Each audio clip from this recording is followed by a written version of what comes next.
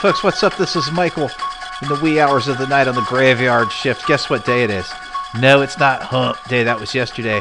It's Thursday, but it's a special Thursday because it is the first day, official first day of fall. That's what I'm talking about. This is my favorite time of year, and today makes the whole craziness of the year all that much better, knowing that we're getting ready to get into fall, cooler temperatures, Halloween, leaves falling all over the place. Such a great time of year. Save me money on heating too and air conditioning because it's right perfect in the middle. You just open up your window at night and enjoy the nice weather. Oh my God, let's get on with it, folks. The answer to the so happy fall, y'all, and it's thankfully Thursday. So the answer to the previous trivia question was, of course, none other than Mr. Benedict Arnold. This poor guy. Now, despite what became a synonymous reference, a lifetime synonymous reference to being a traitor, Benedict Arnold was actually a distinguished American military officer. This is how he was, kind of raised and brought up, and what he became, a really good officer who served during the Revolutionary War. He rose to the rank of Major General. Now that should tell you something in and of itself. Before historically defecting to the British side during this period of great conflict, when the then General George Washington, who of course would become president, had placed him in command of West Point in New York. Now, there were many factors that led up to this act of treason. Okay, so let's check off some of these boxes. Arnold repeatedly claimed that he was being passed over for promotion by the Continental Congress. This was a continuous recurring mindset that he had. He thought other officers were being given credit for some of his accomplishments.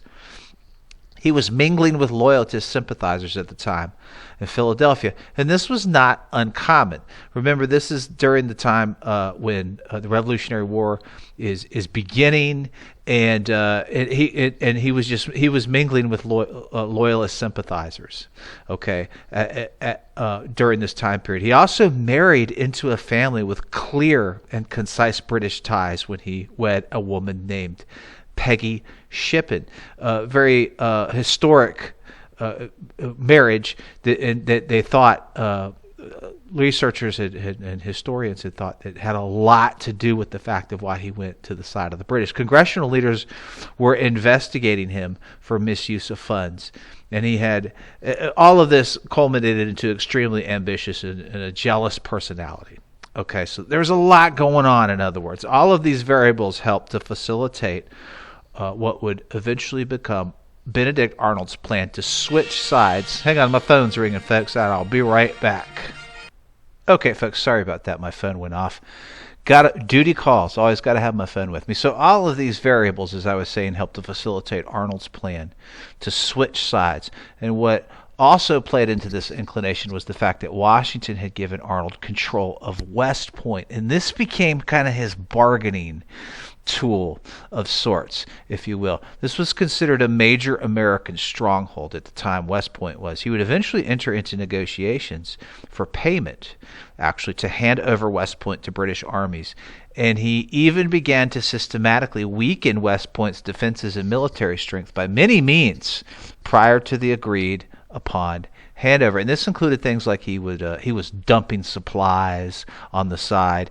He was neglecting to get repairs done and so forth. He was setting the whole thing up is what he was doing. Now, when this drew the obvious attention of other military leaders, who in turn notified Washington, of course, George Washington's going to figure this out. His plot was discovered in late September of 1780.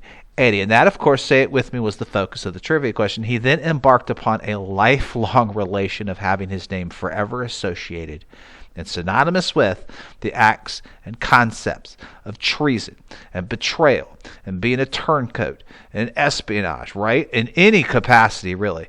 And this went on it goes on to this day in any capacity in life. If you're considered being a traitor in any kind of a way, you are classified as a Benedict Arnold. This was the legacy. This became the legacy of Benedict Arnold. Like I said before, was actually a pretty distinguished military officer until all this happened, and then blacklisted forever.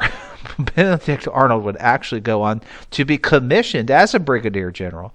He openly accepted this in the British Army and would later lead British soldiers in battle against the very American soldiers whom he had once commanded.